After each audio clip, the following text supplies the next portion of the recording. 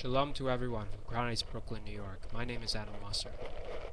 When talking and learning about the story of the Rambam, Maimonides, we know that the Rambam was one of the greatest rabbis of all time, of Jewish history. The Rambam wrote 23 books called the Mishnah Torah, which is breaking down of the laws, the 613 laws of Judaism. The Rambam wrote about different ways of going about these laws and ways of learning them in a simple way, in a simple fashion for the common man. One of his greatest contributes to the Jewish people and the world as a whole is that he was able to break down the 613 laws of Judaism in a way that everyone could understand, in simple language. The Rambam, Maimonides, wrote many books like the Mishnah Torah, which is a volume of 23 books concerning the 613 laws of Torah. He wrote things like the 13 principles of Torah.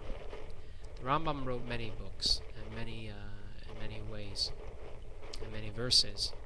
He was a great tzaddik, a great righteous man.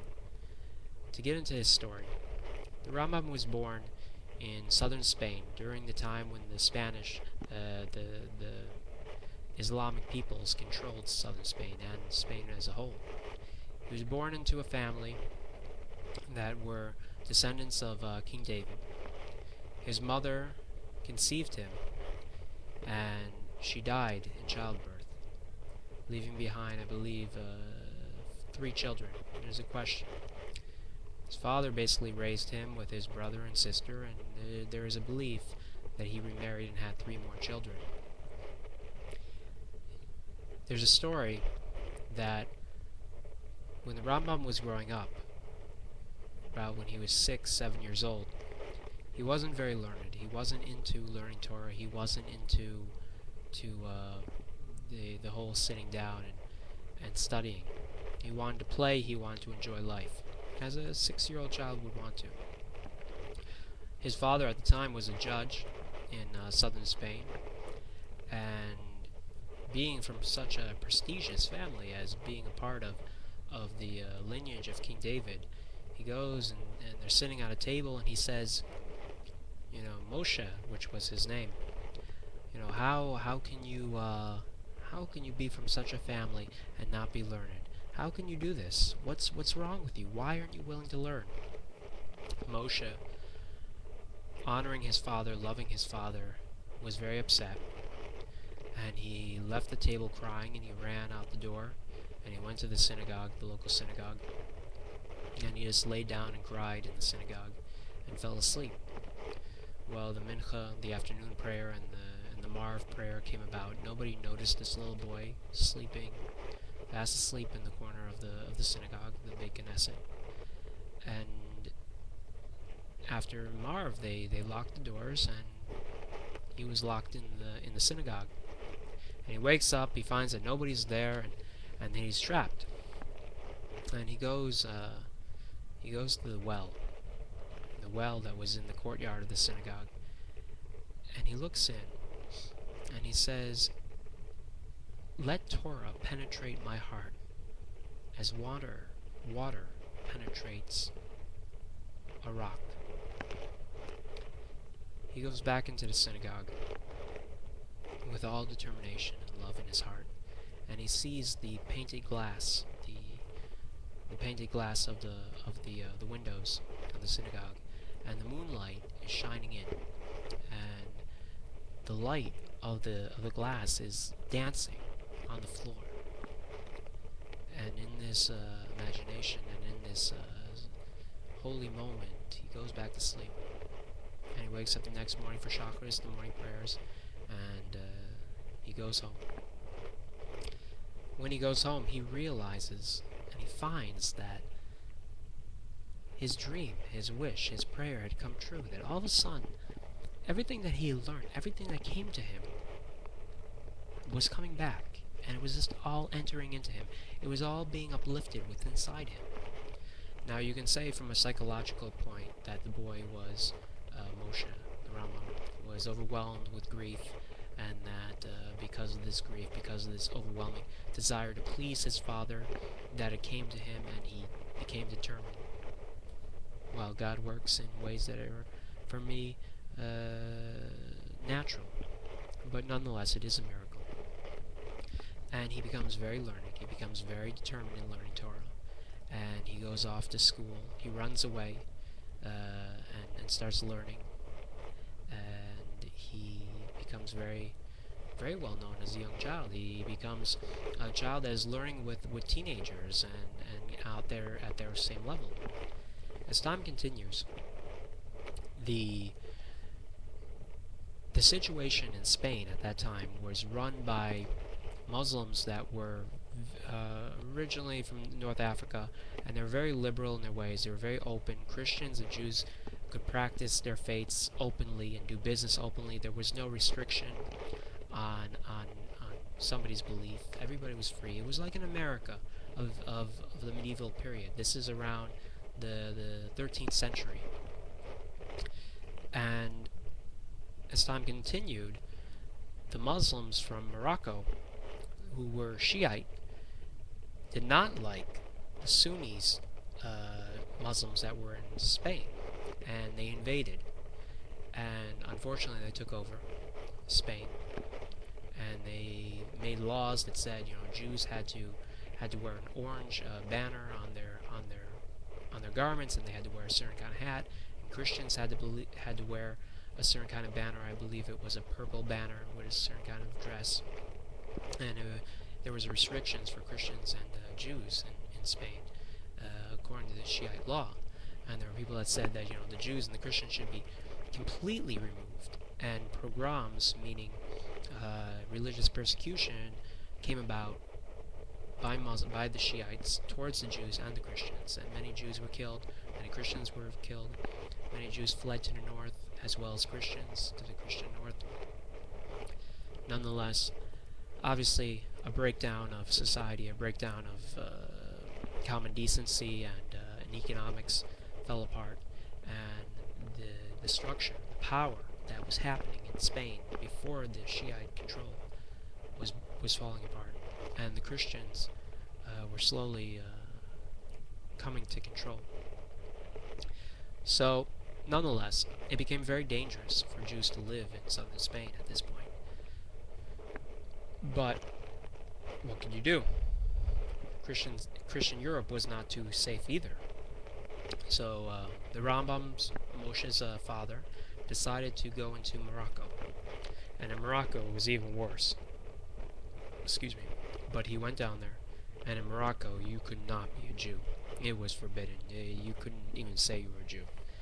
But secretly, he opened up a yeshiva, a Jewish school, and taught kids and taught people about Judaism. And as Maimonides got older, he went to medical school and became a doctor. And it was funny because he would go to medical school, and then at night he would come home, and it was in Fez, a city in Morocco, and Fez is full of corridors and alleyways, and the Rambam lived on a certain side street, and he would have to go through this corridor and through these alleyways and secretly go into his father's yeshiva. So during the day, he was a student of medicine, and at night he was learning Torah. He was living a double life, if you want to put it that way. And one day, the Islamic officials, the Shiite officials, found out that his father was practicing Judaism and teaching it, nonetheless. And they wanted his head. They wanted to rip him to pieces, and they had to flee. And they got on a boat. They were lucky enough to flee to Israel, and they were going to go to Israel and start a new life there. But the problem with Israel, the Holy Land at the time, was it was controlled by the Christian Crusaders and the Islamic people, and neither one liked the Jews.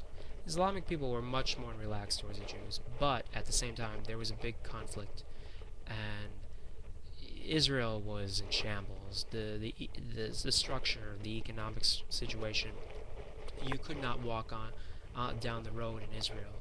You could not go anywhere in Israel without hopefully not being robbed.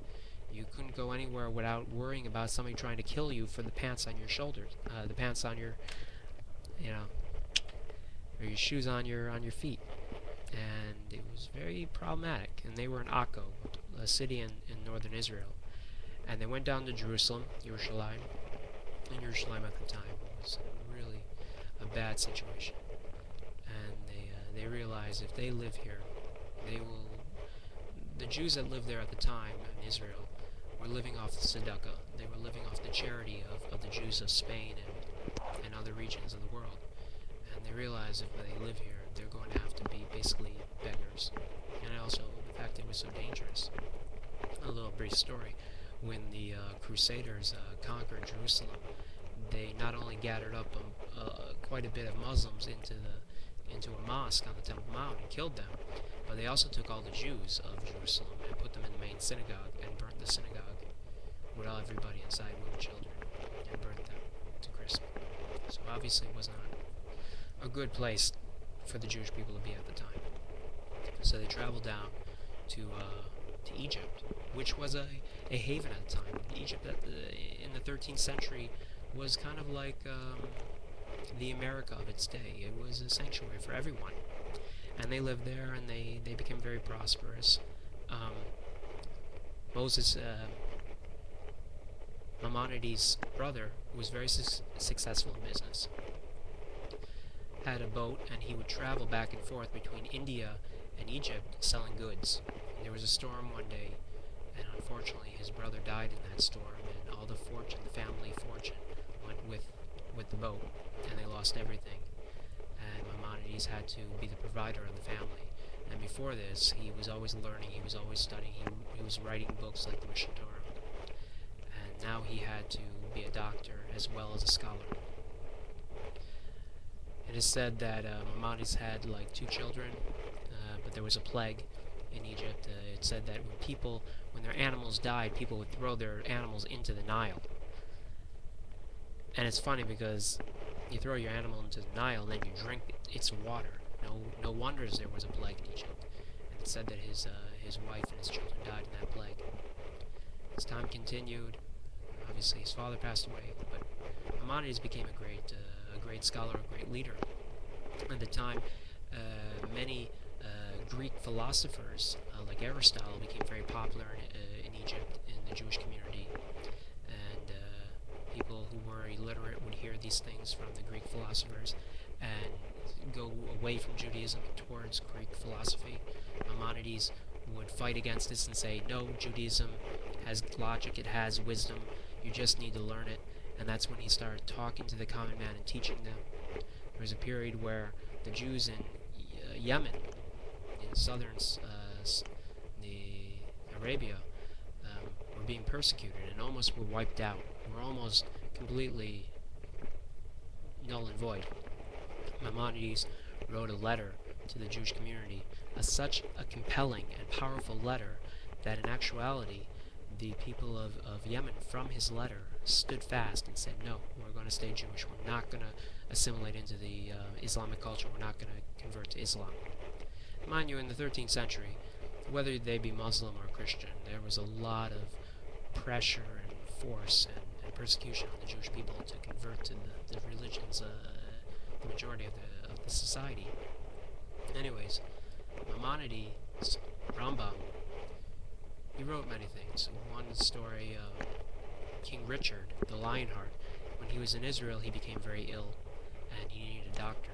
And the Sultan of Egypt sent Maimonides to help the King Richard recover from his illness, and he became his physician while he was in Jerusalem. Maimonides was a great and holy man. He was a man of the common people. He was a man who reached out to everyone, whether they be Gentile or Jew, to the common rich or poor. He was well off, but he always talked and pushed himself towards the common people. When he died, there was a procession that he was buried in Tiberias in Israel today, and his body remains there to this day. There's so much to say on this, but the video is about to end, and quite admire this Sadiq of Israel. God bless you all.